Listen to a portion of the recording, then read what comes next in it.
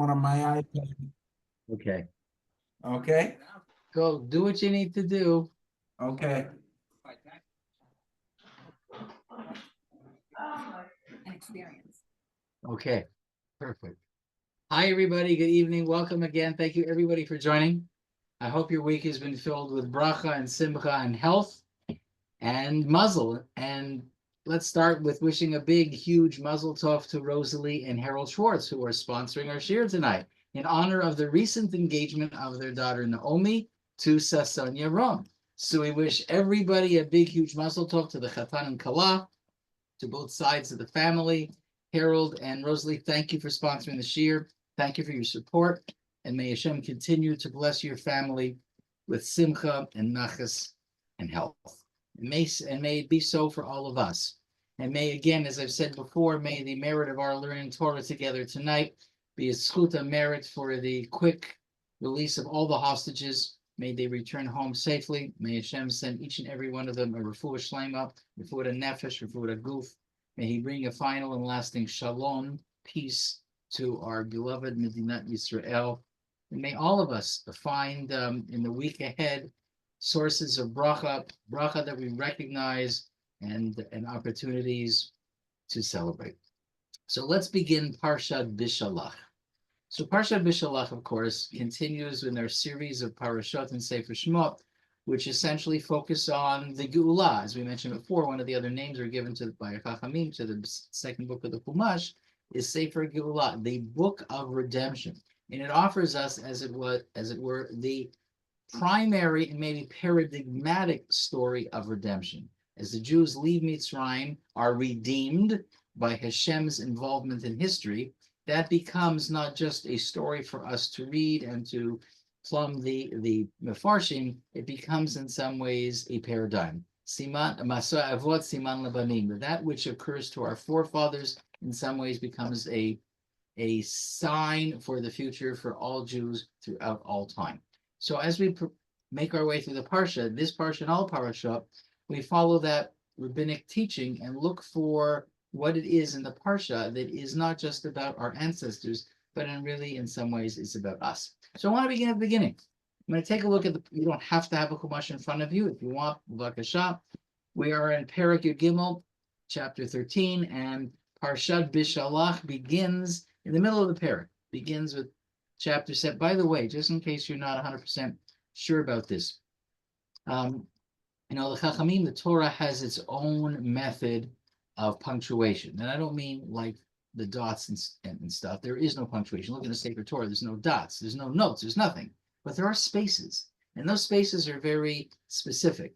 The Masorah teaches us how to divide the Sefer Torah because it's divided in themes. It's divided in themes, meaning that there are two types of spaces. There's the space in between a line. So a sentence will end, a pasuk will end. There's a space about 9 letters. And then on that same line, the next pasuk begins. That means the space is sort of closed in. That's called satum. It's a closed space. Then there's another type of space where the word ends and there's a space from the end of the pasuk all the way to the end of the line. There's nothing on that line. And then the next pasuk begins below. That's called patuach, means the space is open. It's not closed in. That would indicate a complete different theme beginning. So a satum, a space in the middle, indicates it's a change of the theme, but it still remains within a general description of a similar topic. But the open space, the patuach, means it's a new theme. So it's interesting that we're taking a look, and when you're looking in your Chumash, you say, wait a second, isn't it odd that chapter Yud Gimel and our Parshat Beshalach would begin in the middle of a chapter? And the reason that is because the division of the Torah into chapters, into prakim, was not done by Jews. It was done by Bishop Stephen Langdon in the medieval times. I think it's maybe the 12th century. And he was not schooled enough in understanding the Masoretic system.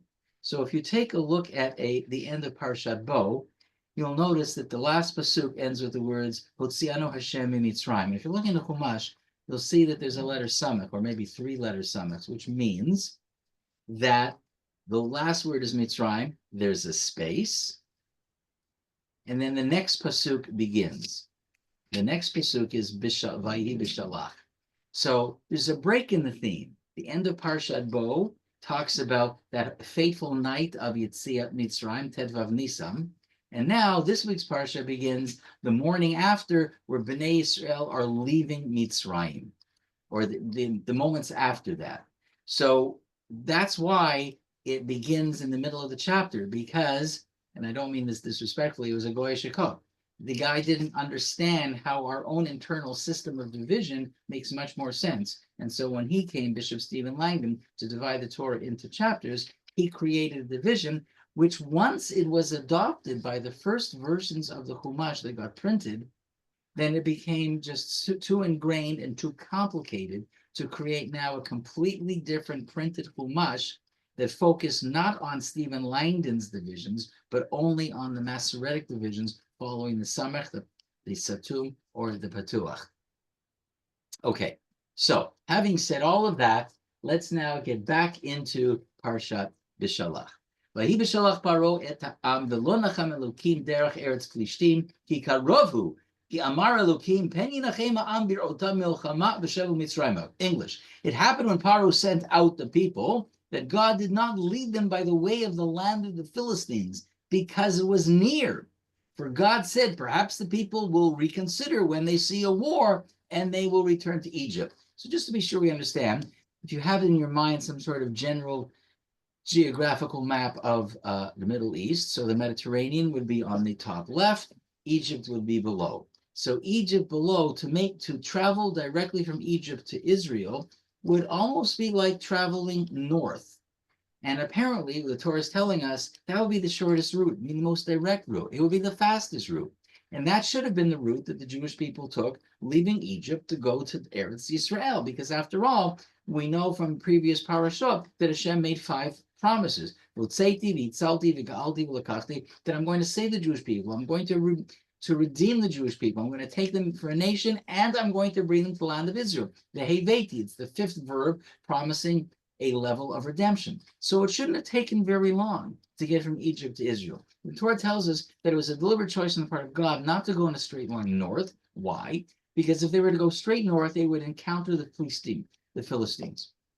And Hashem was worried that had the Jewish people had to encounter a military conflict so soon after having been liberated from years of slavery, they would not have the emotional or spiritual resolve to engage in battle, and therefore they would crumble and actually no longer be able to resist and may even want to go back to Egypt. So God wanted to mitigate these factors, and he took them in a more roundabout way. Fine.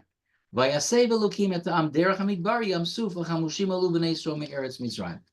as I mentioned, God turned the people toward the way of wilderness to the Sea of Reeds.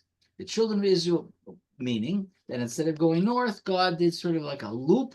He went in a more circular way to avoid that straight path and encountered any enemy, and they went towards the Sea of Reeds, Yam Suf, which becomes the site, as you know, of Kriyat Yam Suf.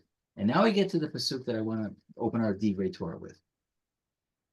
Vayikach Moshe et atzmot Yosef imo, ki hishbia et bnei Yisrael lemor, hakod yivkod Elokim etchem v'ha'alitem et atzmotai mizeh itchem.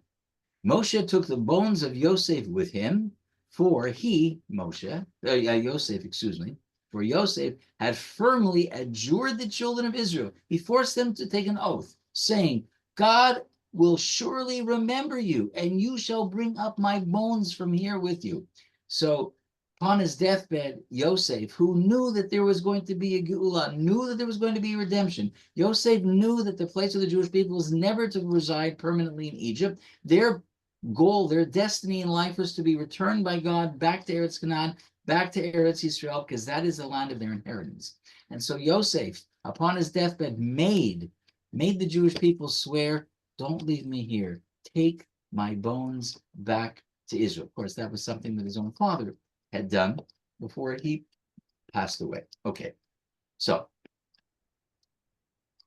why is it that that particular episode or that description of Yosef making the Jewish people swear, why is it here? Why does that not come earlier on in last week's Parsha? it should be there because it makes more sense, because last week's Parsha is where all the preparations are happening. All the things that the Jewish people have to do in order to get ready to leave. Why wasn't Nan make sure that we're taking Yosef's bones with us? Why is it not mentioned there? It only gets mentioned for the first time over here in the beginning of Parashat Beshalach. So I want to share a fascinating explanation with you. Now, this explanation was written by Rabbi Yoel Leib Halevi Herzog of Paris. Does that last name sound familiar to anybody? Rabbi Yoel Leib Halevi Herzog. Well, the family name, I think, should be fairly known.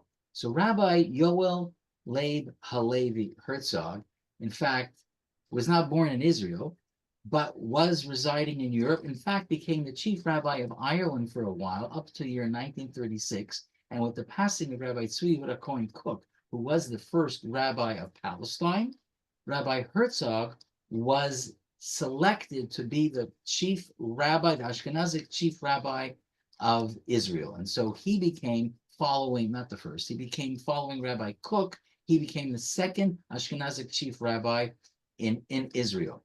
And I think the family name is known to us because his son Chaim was a president of Israel, and his grandson is the current president of the state of Israel. So Rabbi Yoel Leib Halevi Herzog, amongst the various things he wrote a sefer called Imre Yoel, which is his commentary on Chumash. And in his commentary on Chumash, he has a really fascinating postulated theory as to what the reason is that the story of Yosef's bones are mentioned here in Parsha Beshalach. And it's also important to notice who is the person that is dealing with Yosef's bones. Vayikach Moshe et atzmot Yosef. It was Moshe who himself personally sought out the bones of Yosef in order to fulfill the promise, the oath that was forced upon them by Yosef. Now, why Moshe and not anybody else? Why was, if there were so many other things that the Jewish people had to prepare for, why did Moshe not ask them to do it? Why is it mentioned here? And Rabbi Herzog has a fascinating suggestion, and he says the following. He says that the verse immediately preceding this verse talking about Moshe taking the bones, I'll read the verse that directly precedes it. I'll read it in Hebrew, then in English again. Vayasev Elohim et ha'am derech hamidbar Yam Suf, and here are the key words that Rabbi Herzog is focusing on, Hebrew, then English. Vachamushim alu b'nei Yisrael me'eretz Mitzrayim. Vachamushim. Now, the word chamushim is subject to a lot of fascinating interpretations by the rabbis. But if we take a look at Rashi always seems to follow the plain meaning of the text and seeks to find out, so what's the plain meaning? Not the sometimes fanciful midrashic writings, but the plain meaning. The plain meaning, says Rashi, is that the word vachamushim, and the stone translation that I'm reading from you now, I will read to you, it's not just a translation, as I said many times, it's also an interpretation. It says the following. The children of Israel were armed when they went up from Egypt. Vachamushim, Rashi says mezuyanim. They were armed, meaning that when they left Egypt, amongst all the things that they took, all the things that they packed, the silver and gold we talked about before, all of that, they also made sure to take with them weapons. That whatever weapons they could find amongst the Egyptian neighbors, whatever soldiers, whatever it is, they made sure that when they left Egypt, they were armed. Okay, so Rabbi Herzog suggests the following, and it's an interesting idea. According to many, this means that Bnei Israel left Mitzrayim. Why were they armed? Why do you arm yourself? Because you're expecting battle. You're expecting to have some sort of conflict. And Rav Herzog claims that Bnei Israel armed themselves because, now I'll read part of the Hebrew and then translate, Hayu b'safek. They weren't sure. They doubted. in higia geula amitit. They weren't sure that this actually, well, where they were now experiencing, they weren't sure that it really was going to be the true redemption. And in a section before the line that I just quoted to you, where Herzog says, well, you can just imagine as all of this was unfolding and people were coming up to Moshe and asking all sorts of questions. Like, where are we going? How are we going? What's the plan? But because after all, they don't know more. They just know what's being told to them. And so there are people who are saying, what's happening? Where are we going? Tell us. And so according to Rav Herzog, Moshe understood in advance that they weren't going to be going in a straight line from Egypt north to Israel, that they were going around. So everybody knew the geography. It's not as though the Jewish people and the slaves didn't know where Israel is in relation to Egypt. They knew exactly. But when Moshe said we're not going to be going straight, they began to wonder, why aren't we going straight? You mean, that's obvious. We should be going straight. If we're not going straight, then maybe this whole thing, what's going on isn't the real deal. Maybe there's some other things happening, but it's not the real deal. And so he suggests that because they had a safek, they weren't 100% sure. Their logic said, God really wanted to save us. If God really wanted to take us to Israel, then take us in a straight line. But he's not. He's going around. So maybe there's some other thing happening here besides what we were hoping for. Therefore, the Torah tells us of all the people who busied themselves with finding the bones of Yosef, it was Moshe Rabbeinu. Even though that it was Yosef who spoke to all of the Jewish people as their leader, as the one who helped them survive, they all owed him a debt of gratitude. Everybody, all families, all Jewish families recognized that Yosef was the great tzaddik, the great mashbir, the great one who kept them alive.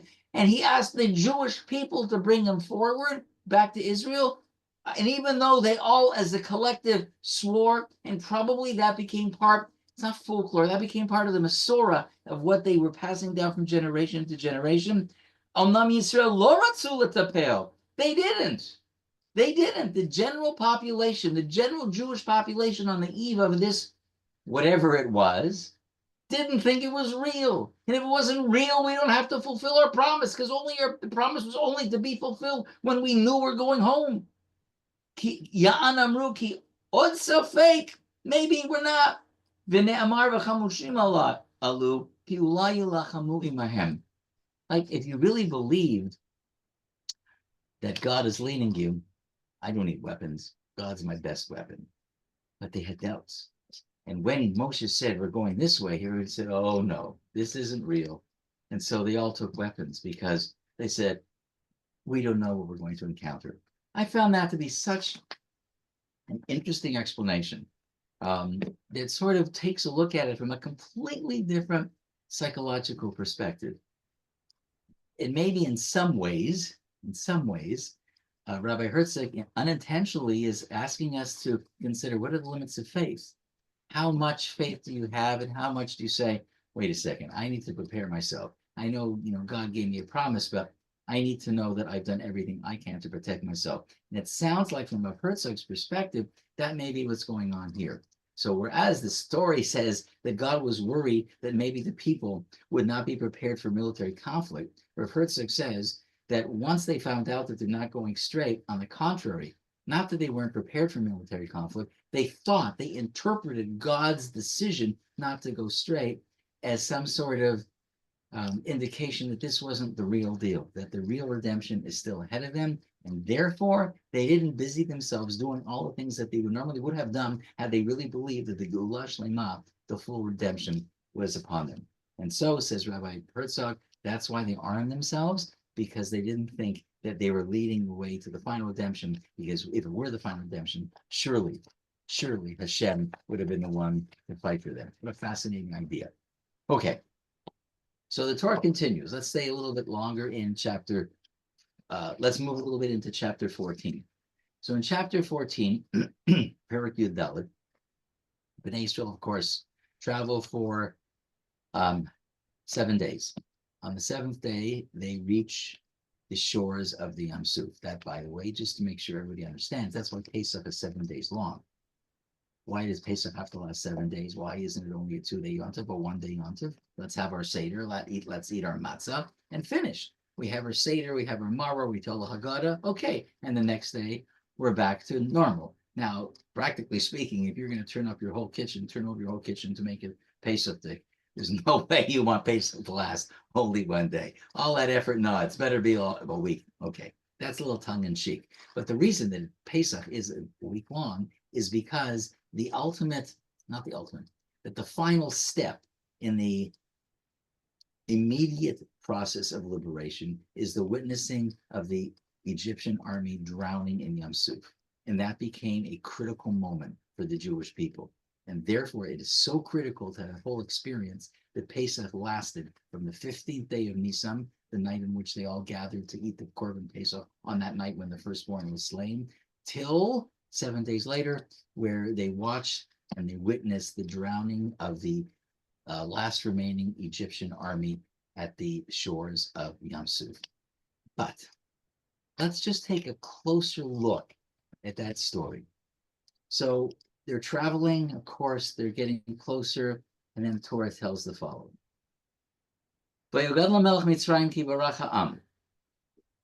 So at some point after Paro realizes that the Jewish people are not coming back, it's been 7 days now, and they remembered Moshe saying, we're going to be going into the desert for a 3-day journey to celebrate God. We're going to make some sacrifices. And then apparently the implication is we're going to be coming back. That's what Pharaoh inferred. But now it's 6 days, and he now knows that nobody's coming back. So he realizes that they're not coming back. But Yugad Lamelech Paro was told to the king of Egypt that the people have fled. They're not coming back. They're escaping. And the heart of Paro and his servants became transformed regarding the people, meaning that even though it was Paro who called Moshe and Aaron in the middle of the night and said, leave, leave, leave, after all the firstborns were killed, get out of here, leave, leave. And Moshe said, we are going to leave. We're not leaving at night. We're not running away like thieves in the night. We're going to go the day when everybody's going to watch us and nobody's going to touch us. We want to leave in the full view. Fine. But it was Paro's idea to get out of the country because he obviously realized that the hand of God is more powerful than his. But for some reason, when he was told that they're now at the shores of Yam Suf, his heart changed. And he said, what is this that we have done, that we have sent away Israel from serving us? So he has a change of mind. What have I done? What have I done? I've just released this workforce. I've released an element in our country that could help rebuild and bring us benefits. He harnessed his chariot and attracted his people with him. He took 600 elite chariots and all the chariots of Egypt with officers on them all. Hashem strengthened the heart of Paro, king of Egypt, and he pursued the children of Israel, and the children of Israel were going out with upraised arms. So you know the scene, you can see it now. Paro realizes what he's done. He calls on the soldiers that are left, the best, the elite, his SWAT team, his SEAL team. He's getting the chariots and their horses, and they're chasing after Bnei Israel. Okay, let's just stop for 1 second. 1 minute. And let's ask that question that Rashi asks, because I think it's a fascinating question. So Rashi's reading the story, as we just did, and he asks an obvious question. So Paro is now putting together his cavalry, whatever it is, his infantry or his tanks, the chariots and the fastest horses. But where did these horses come from? Well, what's the question? Rashi's asking, where do the horses come from? Well, it's a logical question. Why? Because the previous Makot, all the animals outside died. They were killed. They were killed with Barat. So wait a minute. So how is it possible that there are any animals left that they could hitch to the chariots to chase after the Jews to threaten them at Yam Suf? There's no animals. The Torah told us very clearly that in the previous Makot, the animals all got killed, wiped out by the terrible Makot that fell upon the Egyptians, not upon the Israelis, not upon the Jews, but certainly upon the Egyptians. So how is it possible that there's anything left? And so Rashi answers the question. Im tomar mishal mitzrayim, if you say, well, these are Egyptian horses, harei ne'amar, did we not read earlier on in Sefer Shemot, vayamat kol miknei Mitzrayim, in Parak 9, the Torah tells us, as a result of the Makkah, all the animals of Egypt were killed, were slain. So then how can you claim that they were Egyptian animals if the Torah declares clearly they were all killed? The Im Tomar Mishal Yisrael, maybe you're saying that the Egyptians somehow stole or took animals, horses that belonged to Bnei Yisrael. The Halon Amar says, well, that can't be, because the Torah tells us, V'gam miknenu yelech imanu. Because when Moshe told Paro, we're going to leave, and we're going everybody, we're taking every animal. There's not going to be one animal connected to the Jewish people that's left in Egypt. So they would have left 7 days earlier. So no animal that belonged to Bnei Israel is now in the territory of Mitzrayim, and no animal should be alive in territory of Mitzrayim. So where do these animals come from? Says Rashi. So Mishal Mihayu, who owned them? Where do they come from? Amazing answer.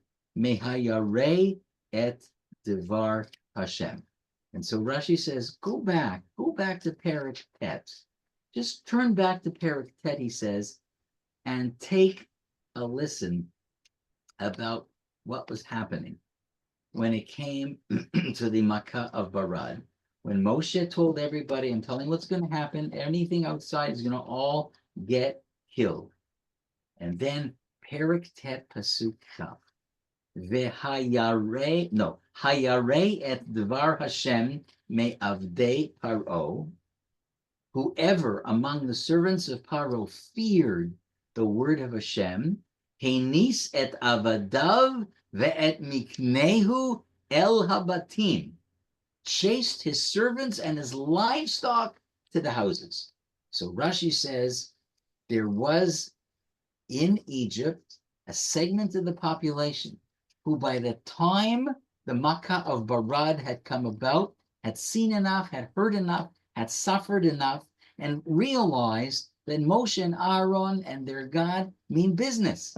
And so if Moshe is coming and telling everybody anything outside is going to be destroyed and killed in this plague, there was a group of people, I don't know how small or how large, who believed this. And they took the time to chase their livestock and all of their servants out from outside. So come inside, otherwise you're all going to die. Says Rashi, it was these animals that belonged to those who feared God, who were now used for the chariots. Okay. So let's just think a second, because if we take this comment of Rashi one step further, we should be asking ourselves another question, a logical question. The reason that the animals are alive is because apparently there were Egyptians who had some sort of fear of God. And if you had some sort of fear of God, and that's why you protected your animals, why are they chasing Bnei Israel now? You had a fear of God to the point that you were prepared to bring your animals inside, and you saw the power of God, because everybody who left their animals out in the field, or anybody who left any of their workers out in the field, they all died. And so now that there's widespread recognition that God means business, and all these dead bodies and dead animals are now laying all over the fields of Egypt, except for the ones brought into the house. So why would you then mount up and think that you're going to secure a victory against the God of Israel, against the Jewish people, if you already had been described as having an element of Yirat Elokim? So one of the great educators in the previous generation, Shlomo Volbe, who wrote a lot of books that talk about a psychological understanding of the way we have faith, the way we interact with each other. He had a lot of a lot of ideas to talk about, to teach about relationships. He makes a powerful statement. And I have to tell you, I think it's controversial. I think it's provocative. And he says this, it's true that the Torah tells us that there are those who had fear of God and brought the animals in. So if they had fear, why are they mounting up and letting the animals be used to chase after and kill the Jews? And here he says something very, very powerful. He says, because it wasn't a lasting thing. Don't trust them. Don't trust Egyptians. Don't trust them. One day they're going to say, oh, we're afraid of your God. Absolutely. And the next day they're going to take their animals and they're going to chase after the Jews to try to kill them, try to murder them, try to bring them back. He says, I don't believe it. And don't you believe it? It's a provocative statement. He goes so far as to quote a Gemara. This is also a provocative Gemara, which sort of tries to use this story and other stories in the Chumash as a basis for a very strong statement. And the statement is, Kasher shebemitzrim harov. Who amongst the Egyptians seems to you to be an okay Egyptian? Better kill him. Better kill him.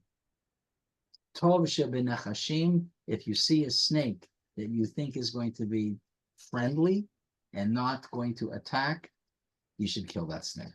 Don't trust it. That's tough words. It's tough words. And I don't know. I think growing up in a modern liberal society, democratic society, as we are, and believing that maybe people can change, because I think ultimately that's one of the messages we teach ourselves. We do believe there's something called tshuva, even amongst our own.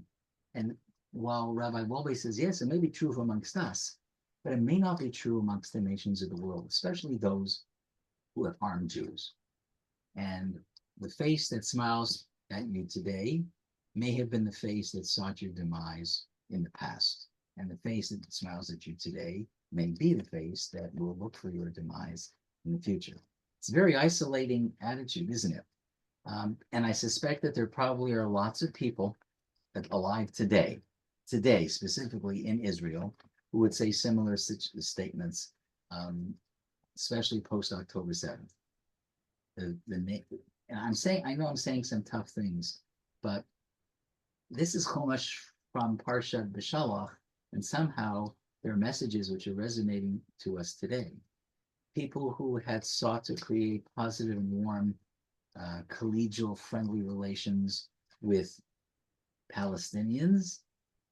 What would they say when they read this piece of Gemara? What would they say if they read this Rashi? How would they answer the question of why would the Egyptians who feared God enough to bring their animals indoors, why would they now be prepared to have their animals chase after the Jewish people to again bring harm to them? It's a bold statement, and I'm not going to try and resolve it. I just wanted to share it with you because I think it's worth thinking about. Not necessarily agreeing with, if you're inclined to disagree, but to think about it. Maybe afterwards we can share a couple ideas. Okay, so it's a very tense scene, this seashore of Yam Suf. There's no question. The Jews are panicking. They don't know what to expect. They see turbulent waves in front of them, and they're hearing and watching the dust and hearing the sounds of hundreds and hundreds and hundreds of chariots and whatever the sound of metal banging and the soldiers screaming bloodthirsty screams, and they're making everybody panic. And so the Torah tells us what in fact is happening at the seashore. Vayisuv Uparo, I'm reading Pasuk Yud, Perak Yudalet 14:10.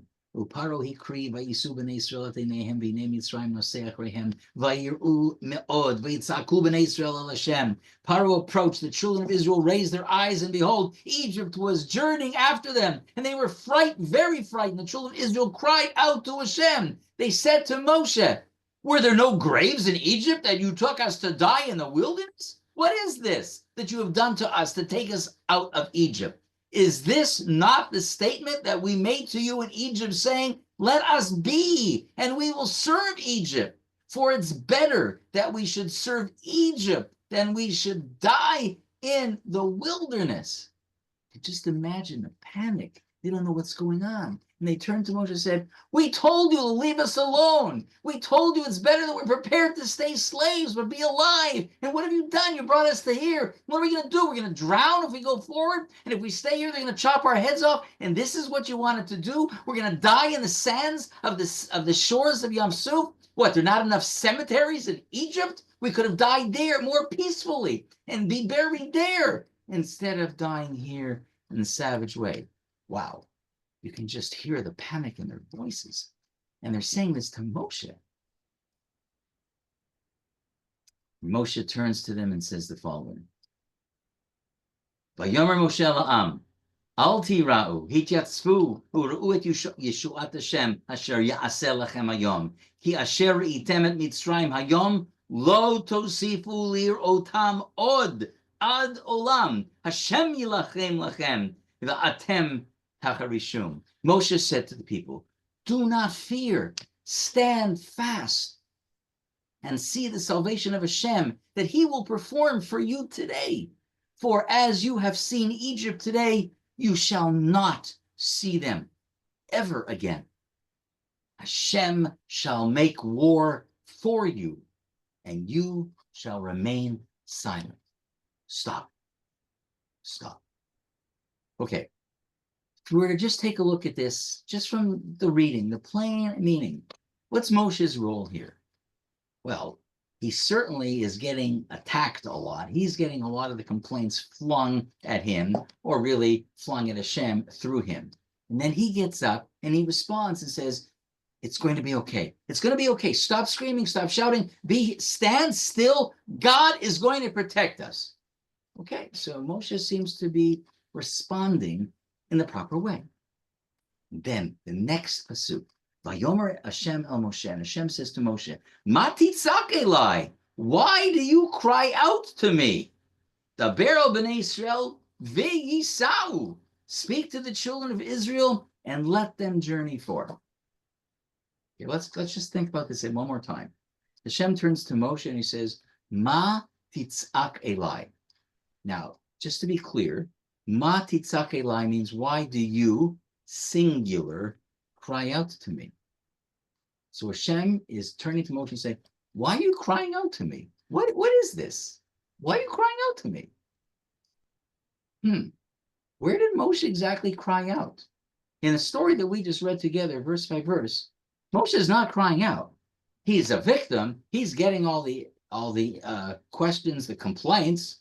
He responds to them seemingly appropriately, and then Hashem, with some sort of wonderment, maybe even a shtickle complaint, says, why are you screaming to me? But where was Moshe screaming?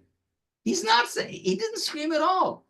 So what's that for?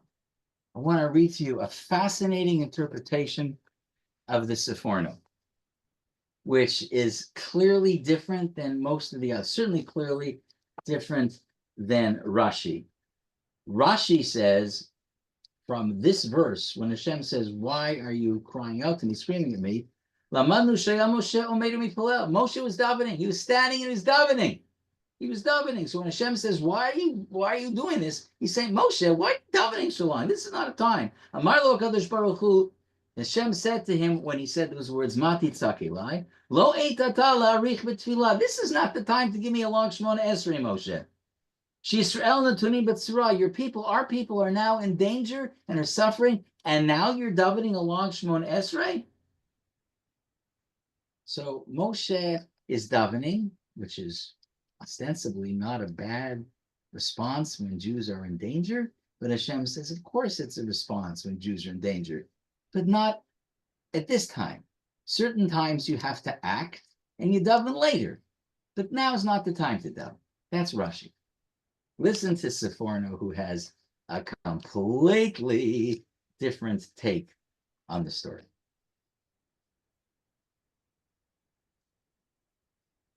Mati tzakilai. Seforno. Ki omnam hu haya bichlal vayitzaku b'nei Yisrael Hashem.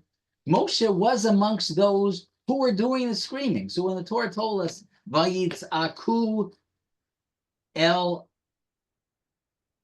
vayitzaku b'nei Yisrael Hashem, and b'nei Yisrael turned to God, Moshe was amongst those who were doing that. Oh, okay. Omnam tza'akat Moshe lo aita mirat paro v'chelo. But what Moshe was saying when he was turning to God is not the same as everybody else. Everybody else was turning to God and screaming and shouting and pleading because they were afraid of Paro and his army. That's not the content of what Moshe was talking about. Kikfar higili Israel and Mapalata Mitzrayim umitatam. Because Moshe knew, he was certain that the Egyptians are going to be vanquished. He had complete faith in God that they were not going to be harmed by the Egyptians. So he wasn't davening along with everybody else, please God save us from the Egyptians, because he already told everybody, you don't have to scream and shout, God's going to protect us. Okay. Aval, therefore, what was he talking about? Aval haitat sa'akato al sarei Yisrael. His shouting was about the Jews. He was shouting, he was complaining about the Jews. He couldn't believe the chutzpah of the people who turned and said to Moshe, and through Moshe to God, what, you had to bring us here? You couldn't have killed us in Egypt? You had to bring us to the shores here to kill us? There weren't enough cemeteries? Are you kidding us? Moshe could not believe the chutzpah. Here he was sent to be God's messenger, Hashem's messenger. He did what he did. They saw the makot. They all leave firstborn. They had their seder. Hashem is leading them. And after all that, they come to Yam Suf, and this is what they say to Hashem. And then Hashem says, Moshe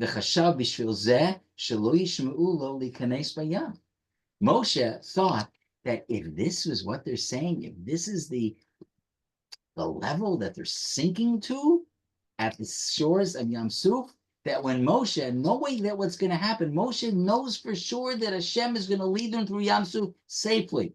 But if he's hearing them complain, he's fearful that what? They're not going to want to go. They won't believe him. They're not going to take the steps necessary to make all this happen. They're complainers.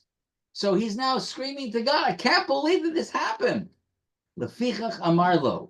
Therefore, Hashem, hearing Moshe's cries, turned to Moshe somewhat sternly and said to him, Matitzakilai, what are you doing? What are you saying? Moshe, do you know what you're doing? You are casting aspersions on kosher people.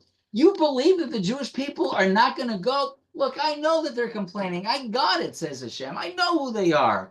But they're going to have faith. You don't have enough faith in them. This isn't the first time that we've seen Moshe express his lack of faith in the Jewish people. It was at the scene of the burning bush when Hashem is telling him, I want you to go, I want you to go. Go to the Jewish people, tell them I'm going to take them out. And Moshe says, they're not going to believe me, they're not going to believe me, until finally Hashem puts his foot down and says, stop it already. And he gives him some simanim. Do you remember the sign? He puts his hand in his coat and he comes out and his hand is leprous.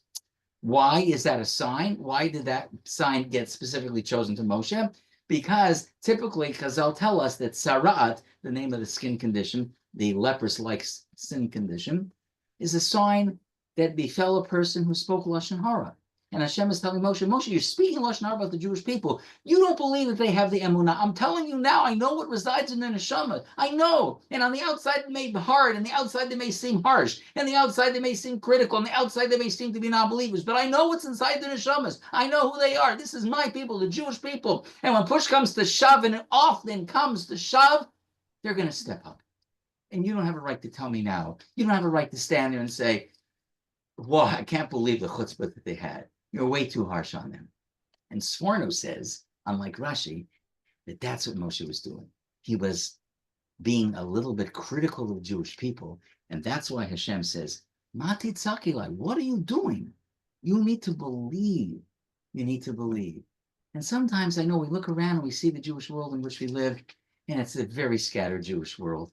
And sometimes we don't believe that we can ever find a way of coming together. And sometimes we think that the voices that we hear from some of the parts and camps within the Jewish community, worldwide or local, are so critical of Israel, critical of God. And how is it possible ever that we can find the common ground and move to a new step and bring our redemption closer? And Hashem said to Moshe, you got to have faith in them.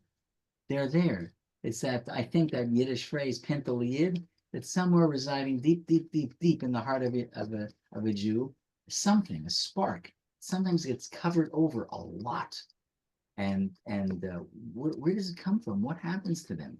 I think a lot of that actually happened post-October 7th, where young men and women and old men and women, Jews, who had never seen themselves as being Jews before or knew that they were technically Jews, had something stir inside them. And that was like a Matitzakilai moment, where Hashem is saying, look, look. Nobody thought that they would ever have some sort of stirring as Jews, but that's exactly what happened to them. So I thought that was a fascinating Sforno, where Sforno is telling Moshe, and I think he's telling all of us really, that yeah, don't lose faith.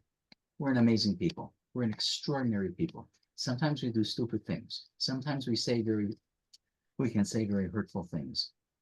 But we have to somehow take a deep breath, take a step back, and realize that may come from pain, it may come from confusion, it may come from sorrow, from tragedy, from loss, from suffering. But deep, deep, deep inside, says Hashem, deep, deep inside is the neshama of a Jew.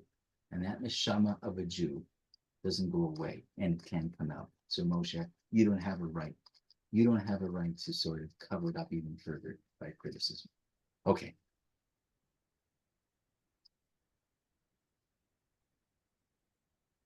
They cross over Yam Suf, and comes one of the most beautiful songs. It's the Shirat Hayam. So beautiful, in fact, so pivotal that Az Yashir Moshe not only became a highlight of the Parsha, but it becomes part of our regular daily davening. 7 days a week, every day of the year, we recite this Shira as part of our Shacharit service. We recite it word for word. We take it right out of the Torah and we put it into our Siddur.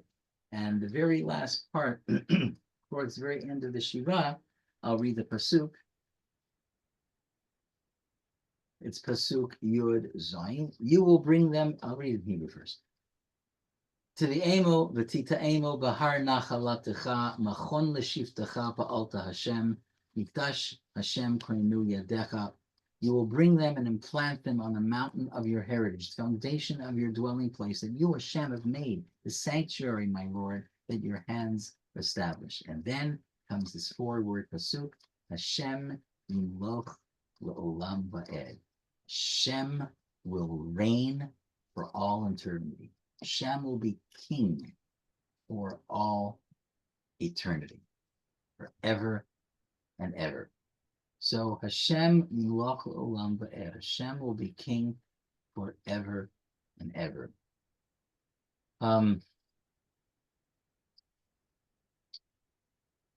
So that's a statement of Hashem's glory in the world, isn't it? Hashem will be king forever and ever.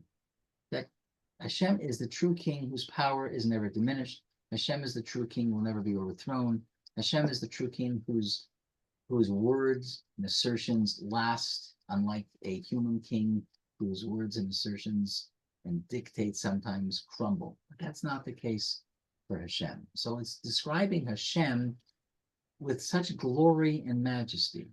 So there's a collection of Midrashim. One is the Midrash Shmuel, which wants us to think a little bit more carefully about those 4 words, Hashem Yimloch L'olam Va'ed, and to acknowledge the challenge that these 4 words pose. What's the challenge? The challenge is that if Hashem truly is God, created everything in the universe for his glory, everything here, Hashem Yimloch L'olam Va'ed, the world in some ways is an expression of Hashem's glory, then why does so much of the world seem just the opposite of what Hashem represents? Hashem Yimloch L'olam Va'ed, Hashem is the king. Well, if human kings can't make assertions that last, the divine king, the singular divine king, should.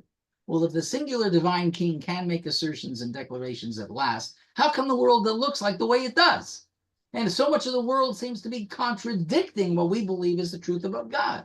So Hashem Yimloch L'olam Va'ed, the end of this beautiful, beautiful Shira that we recite every single day, and it is in our Parshat Beshalach. That's why this particular Shabbat is called Shabbat Shira, because of this section. So why is there so much hatred? Why is there so much bloodshed? Why is there so much greed? Why is there so much corruption? Why does the world look so ungodly if it is intended to be an example of God's honor in the world? So Hashem Yimloch L'olam Va'ed needs some explanation. And so one of the explanations is, well, let's say it one more time. It's Hashem Yimloch L'olam Va'ed. What does Yimloch mean? He will reign. And it's not in the present tense. It's not Hashem Molech. It's Hashem Yimloch. The difference is, yes, we know that right now in the present, it doesn't look that way. Right now, the kingship of God doesn't necessarily present itself and manifest throughout the world the way you would expect that one true God manifests his majesty and glory throughout the world. The intended purpose of the world is not yet realized. It's in the future. And Hashem will reestablish his kingdom, as it were, so to speak. And then everybody will say, whoa, the entire universe is created for Hashem's glory. So it's the reality, or it's the realization, the declaration, expression that we have the aspiration, we know what it's going to end up looking like, but we're not there yet. So many amazing things have happened, but there still are a lot of things in the world that disappoint us. And don't point the finger at the God that's recognized throughout the world. And so even though it says Hashem Yimloch V'Olam Va'ed, we wonder if Hashem truly is the king, so why does the world look like the way it does? It's because Hashem's true character has not yet been revealed or yet not been accepted. And that's one of the explanations. Rashi and among the other Mefarshim say is part of the declaration we say every day in Shema. Shema Yisrael, Hear O Israel, Hashem Elokeinu, Hashem is our God, Hashem Echad, Hashem is one. He's not one yet, because there's too many nations and people in the world who haven't yet accepted that. So Hashem Elokeinu, he's our God one. We believe that. There will come a time where the oneness of Hashem is going to be declared by the rest of the world. But that time isn't here upon us yet. It is not here yet. We say it in a couple of other prayers as well, Leinu amongst others, where we know, we bemoan the fact that that has not yet become the reality. Here at Son, that does become the reality, and that we can say that the world has now realized that we've always believed, and God's divine existence will be recognized and accepted. I want to end with one more Dvar Torah. I don't know if Marty's online here. Marty Crossell has often said to me, maybe you should spend a couple of minutes if you can talking about the Torah. So I want to do that today. I don't know if Marty's with us or not. He's joining, but I want to talk about the Haftorah because it's a beautiful, beautiful Haftorah. It's actually it's a long Haftorah. It's the Haftorah who talks about Dvorah HaShofetet. It's taken from Sefer Shoftim, Perek Dalet. So a little bit about the history. Sefer Shoftim is the book that describes the period of time from the death of Yehoshua till the establishment of the first king, Shaul. And it's a period of time where the Jewish people didn't have a singular leader that would reign for long periods of time. They had Shoftim, judges, who ascended to positions of leadership. And unfortunately, as you take a look at Sefer Shoftim, you'll see that for a period of time, the Jews followed in the ways of God. Then they declined and they didn't follow in the ways of God. An enemy came and defeated them. A new judge asserted himself over and over and over again throughout the entire book of Shoftim. So the Haftorah of Parsha Beshalach is taken from the book of Shoftim. And it tells a famous story of Bnei Israel's victory over Yavin, who was the king of Chatzor. Under the leadership, this was the time that the judge, the Shofet, actually was a woman, Shofetet, and her name was Devorah. And the Haftorah opening describes Devorah, Eshet Lapidot, the wife of Lapidot. So what does that mean, that she was the wife of Lapidot? And so there's a fascinating, beautiful midrash that wants to explore what that means. Now, it could mean that she's the wife of a man who's called Lapidot. It's possible. But the midrash suggests differently. And some of the Mefarshim say that was it. But the midrash in Eliyahu Rabbah, an interesting collection, offers a different take. Listen to this. The midrash suggests that Dvorah's husband, Ba'ala Shel Dvorah, was an Amma Aretz. He was ignorant. He didn't know much Torah. He was not a learned man. Amra lo ishto. And his wife said to him, Bo ve'eseh lecha ptilot. You know what I'm going to do? I'm going to make wicks for you. V'olichu tam lebeit hamikdash b'Shilo. And I want you to take the wicks I'm making. I want you to go to Shiloh. There was no Beit HaMikdash at that time. There was a Mishkan. And I want you to offer these wicks. So these wicks can be used in the menorah. They can be used for the religious rituals in the Mishkan. אז יהיה חלקך בין אנשים כשרים שבהם ותזכה לעולם הבא. So you know what? Take these, do the mitzvah, and then you'll feel part of the crowd that has some sort of standing. Do this. Now, that's a really interesting midrash. What's that about? What's the midrash trying to tell us? Is it telling us a little bit about the personal story of Devorah and her husband, or is there something more to it? You can see where I'm going with the question. Obviously, there's something more to it.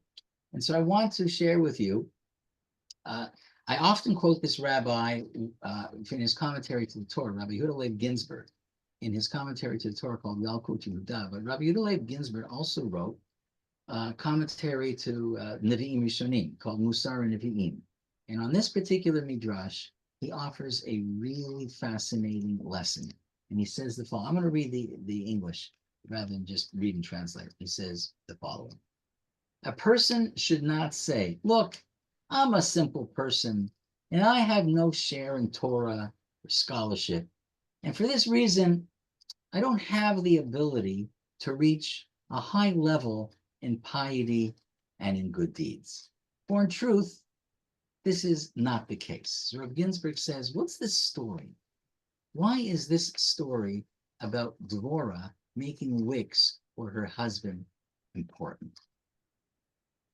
It's important, Rabbi Ginsburg says, because what is basically saying is that we should never think that we can't bring merit to the world. We should never look at ourselves as being too lowly, too unworthy of doing things that matter in God's eyes.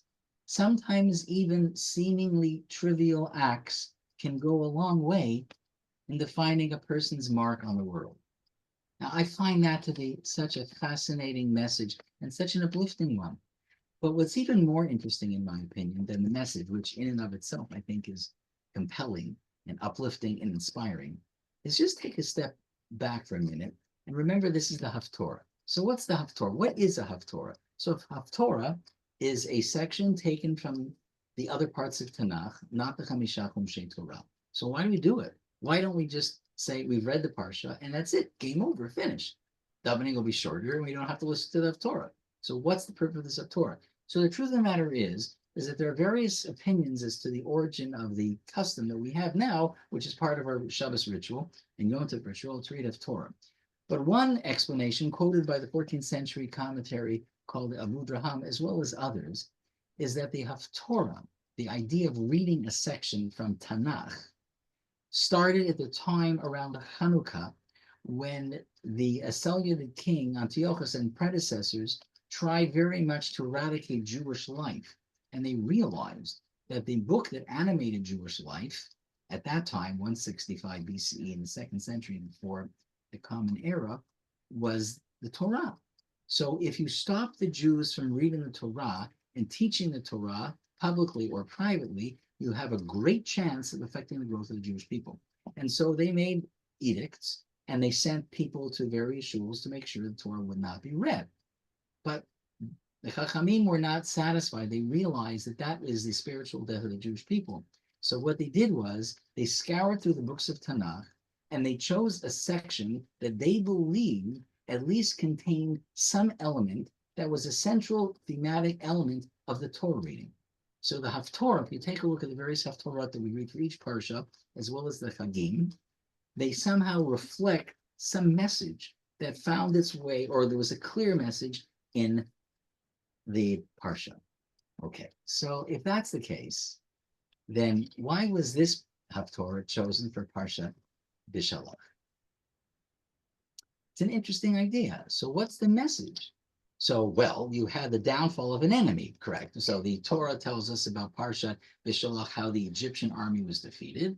And then if you take a look at the long Haftorah in this week's Shabbat Haftorah, you'll see that it also talks about a downfall of an enemy at the time of Dvorah. It was defeated by Barak ben Avinoam, and following the military defeat, then Dvorah sings this beautiful song, just like the Jewish people sang their song. Dvorah sings her song, and we have sort of a thematic parallel. But I wonder as well whether or not there's something else happening. When the Jewish people left Egypt, as our Chachamim tell us, they were of a very low spiritual nature. They had dropped to the 49th level of Tuma, and had we tarried even a little bit longer in Egypt, Chachamim said, we would have sunk so low that we would have been completely unredeemable. We would have sort of lost everything. And I know I spoke before about that Pintel Yid, but it's possible to beat it out of a system and to lose it entirely. Ostensibly, that's the message behind that.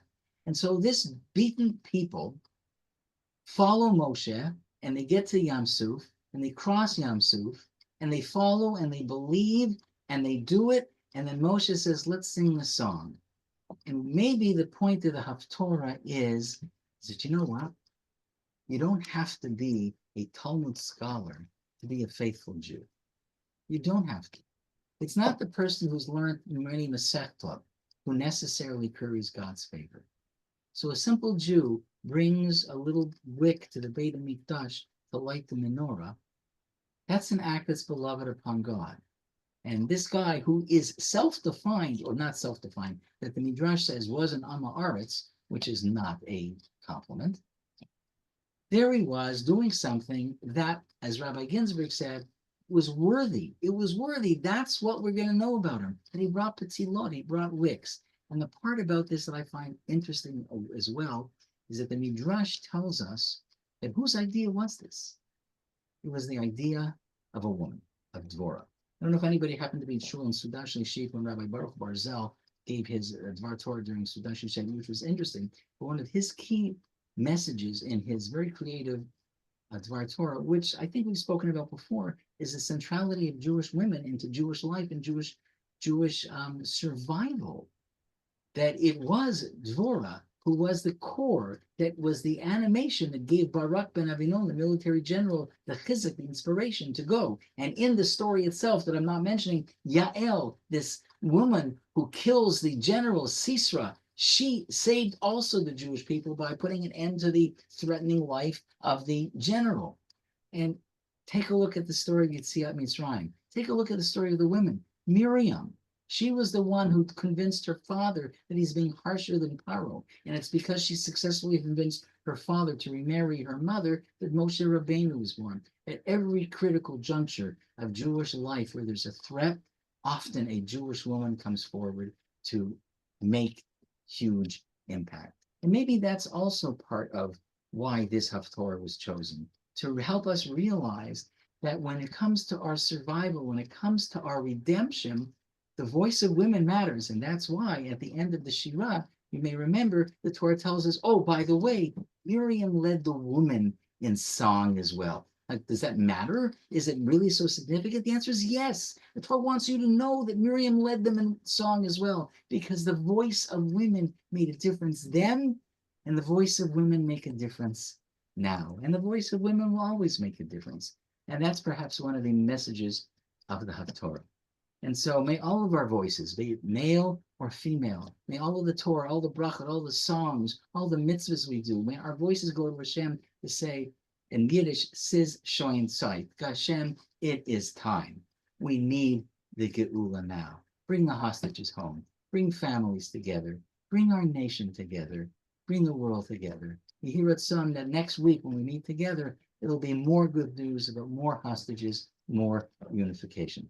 Thanks, everybody, for listening. Please feel free to unmute yourselves. And if anybody would like to share some thoughts on what we just learned together, I'd be more than happy. Thank you very much. It was great. What is and Shmo Echad? And his name will be one. Yes, but what does that mean? What does it mean, Hu Shmo Echad? That his name will be one the one name on the lips of, well, actually, there's more than one answer. The Meforshim, the commentaries have multiple explanations, but it means that that will be the singular name that will be on the lips of people. Ushmo echad, one name. Everybody will be declaring God's name as the one real God. But we have many names of Hashem. There are multiple names of Hashem in the Torah, but in the sense of this particular tefillah of at the end of Aleinu, what it means is that it will be our God that will be the one God that everybody is speaking about.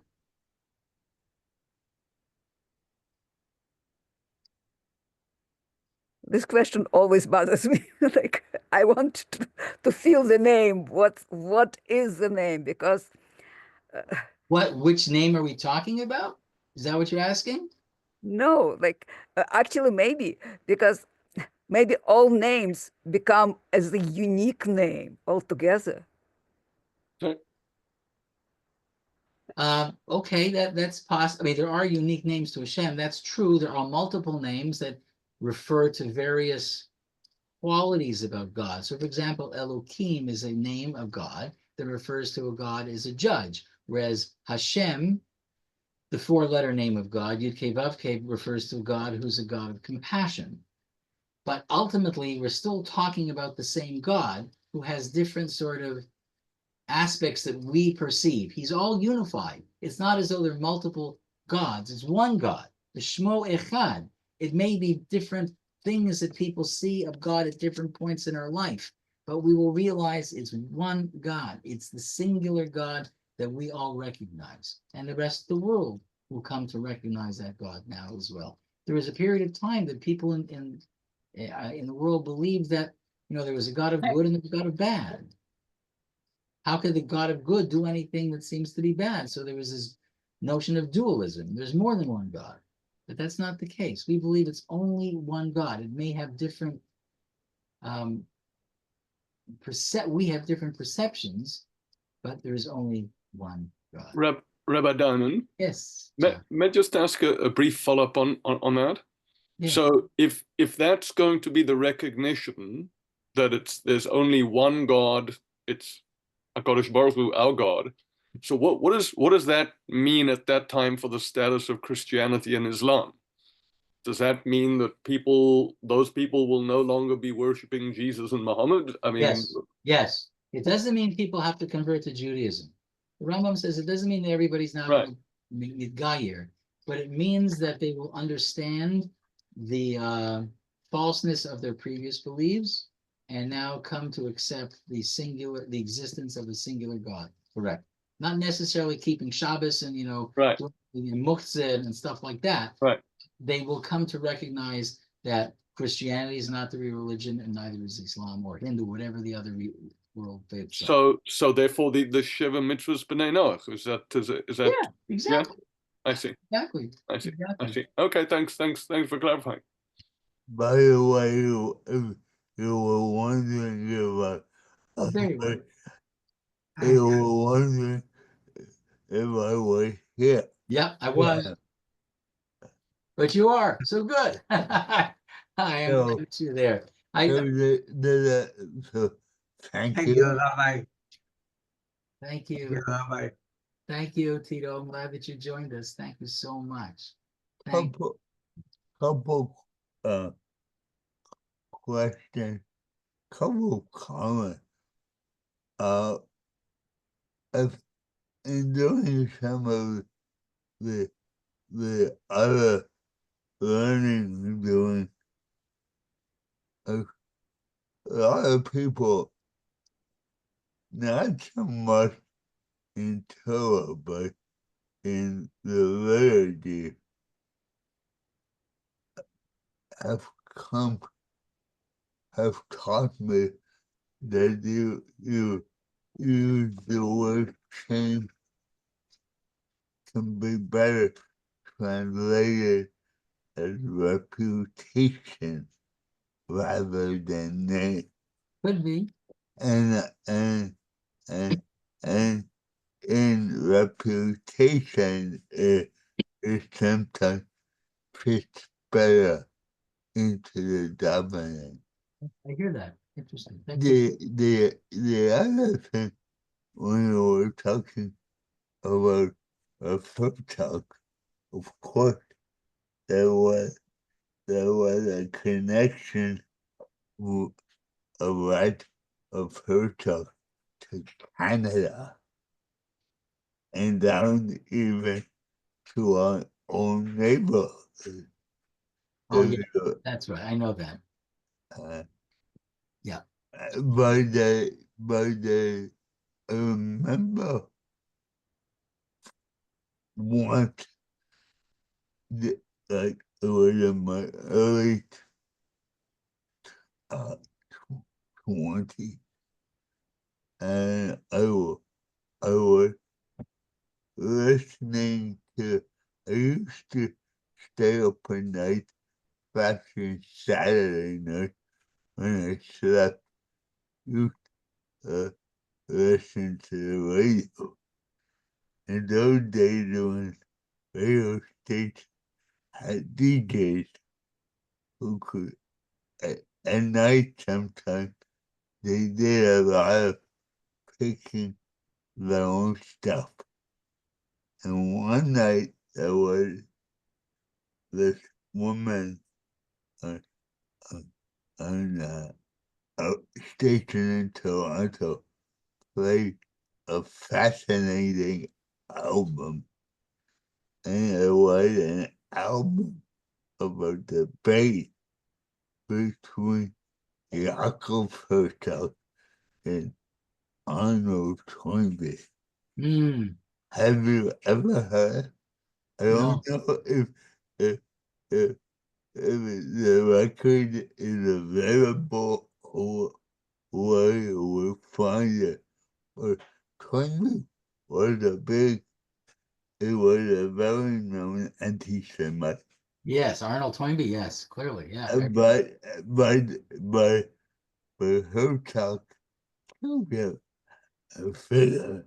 But if you ever get a chance to hear that, it's amazing. Okay. Marty, thank you very much. Thank you. And thank you, everybody. I have another meeting that's starting in 3 minutes, but I didn't want to, really love coming and learning with everybody. So thank you for logging on, and we look forward to seeing you in Meretz Hashem next week, and with good news, more good news about hostages and Amen. clones. Thanks so much, Rabbi Diamond. Thank you, Thanks, everyone. everybody. A wonderful evening. Thank you. Thank you. Thank you.